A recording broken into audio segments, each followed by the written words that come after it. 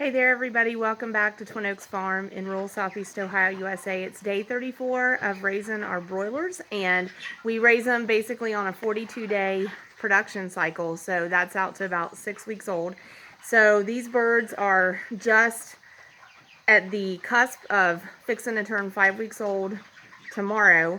We are going to take a look at the flock. We have a little bit of bad news, and other than that, a lot of good news, really. So we'll take a look, and we are going to update again on the feed situation because this flock is really eating well. Their appetite has been super the last 3 or 4 days, and one of the things about Cornish rock cross meat chickens is that probably their favorite thing in the world is to eat.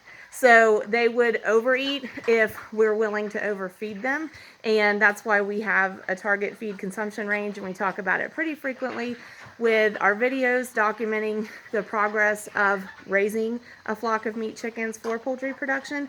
So we're having to work with that appetite that they have that has seemed to dramatically increase here in the last few days, and that makes sense because they grow so quickly. I've said before, they go from basically egg size to football size in about 6 weeks. So naturally they do two things a lot: they rest a lot and they eat a lot, and on top of that they are of course eating a lot, so that has them drinking a lot of water. So with having a lot of intake of water and feedstuffs, they also have a lot of output, so of course they produce a lot of manure, and you have to maintain the area around them because of that. That's why even with flocks that are outdoors more or less, after probably about halfway through their growing time, they can be put maybe out in like a chicken tractor that's basically still a confinement but is out of doors and exposes them to more of the natural elements and more of a natural free range type chicken experience, even though they're still confined, which really is to their advantage because they're protected from predators that way. Land predators and overhead predators are really a legitimate risk to all chickens, and especially to Cornish rock cross meat chickens, because honestly, with their rapid growth, their mobility is really limited. So regardless of, even if you have them like outdoors in that situation, they produce so much manure, whether they're inside or outside. Every flock manager has to be really mindful of keeping the surface underneath them healthy and hygienic for them, and a surface that they can get traction on that doesn't become slippery for them. So all of those things go into managing these flocks, regardless of whether they're in confinement indoors or whether they're in some kind of safety protocol in an outdoor arrangement. So so you have all of that going on. But with ours, then they are in a building, so they are confined indoors, and again, that's really the main reason is for their safety, so that predators do not attack them, because they would not, these birds would not stand a chance against any kind of predator. And in fact, some kinds of predators, if they would get into a flock, they could take multiple birds at one time. So so we just don't want that. We don't want that for our birds. We don't want that for ourselves, because it's also a financial loss to us and a loss of the time that we've put into successfully raising them. So all those things go into it. But like I said, with ours, then what we're finding was they were feeding very well. They were staying on the feed consumption rate that was working for our target feed consumption range, and then their appetite just like super kicked in. And so there was no calling anybody late for supper, no calling anybody late for breakfast, dinner, or supper, as a matter of fact. And we had them eating about 100 pounds every 24 hours, which was actually perfect, because for the amount of feed that we had and the amount of days that we needed to feed, that was working out just right at 100 pounds of feed a day. I think that kicked in maybe around the time they turned 3 weeks old. Before that, they had been, the very first week, they consumed 50 pounds every third day, going into the second week, they were consuming 50 pounds a day. And then I think when they turn 3 weeks old, they turn that corner to picking up the appetite.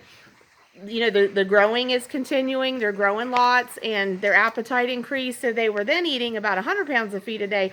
Well, so we had a day just here in the last 3 or 4 days where they actually ate their 100-pound allotment for 24 hours in about 13 hours. And so they had basically emptied the feeder trays at that point. So I actually was on a video and said, we're not going to give them any more food. We're going to wait it out. And I didn't relay that message apparently to the rest of the household. And that evening, my husband went ahead and put in another 100 pounds of feed, either not realizing that I had already put in 100 pounds of feed or something. But anyway, neither one of us it wasn't a matter of not getting the memo, neither one of us even sent it. So they ended up consuming 200 pounds in that 24-hour stretch. So we're trying to kind of get them back on to the 100 pounds every 24 hours. And the reason for that is basically just because, like I started out saying, they will overeat if we're willing to overfeed, and we don't want to do that. So we'll look at the birds and look at the feeders, but we're in the midst of getting them kind of back on track. And hey, we got a cameo appearance. Turn around and say hi. Hi. I don't know actually if I'm getting you, Owen, but this is our oldest son, Owen. He's a mechanic and a student, and we're just super proud of him. And he loves his milkshakes, and he's willing to get his mama her favorite bad habit, which is Dr. Pepper. So he just made a run out to the store and the drive-thru for us. So back to the birds here. So trying to get them back on the feed schedule. So the way that we're doing that is they had that 24-hour period where they got 200 pounds. And then, so the next day, we gave them a 50-pound. And so that was yesterday, day 33. We're on day 34. So we gave them 50 pounds already this morning, and we were trying to make that hold till day 35. We'll try to take a look at the feeders. I don't think it's going to hold. They're starting to get a little bit snarly with us, like the little dinosaurs that they look like. And we may have to go ahead and put in, we may try to put in like 25 pounds to get them like overnight, and then put in 75 tomorrow, and that should get us back on the 100 pound a day. And then this is different. Y'all haven't seen this yet. Gonna start off at the birds with this. Thanks for letting me. I was a little bit jabbery there, not usually that jabbery, but this is different. We've pulled 3 birds out of the flock. And so I think tomorrow on day 35, we'll try to talk about a couple of terms: cull, C-U-L-L, and terminal. I'm sure you can spell that one. So cull, I just wasn't sure I pronounced it well. I'm sure you could spell it too. But we'll talk about those 2 terms. Back on, I believe, Broilers Day 29, we actually featured this little fella. And so he's feathered in a little more than at that point, but this is the same bird that I said he's got a combination of 3 indicators that says to me he's probably experiencing some heart distress, potentially heart failure. And I actually went out on a limb there and said probably within like 48 to 72 hours we'll lose this bird, because it'll end up being an example of what they kind of call sudden death syndrome in broilers.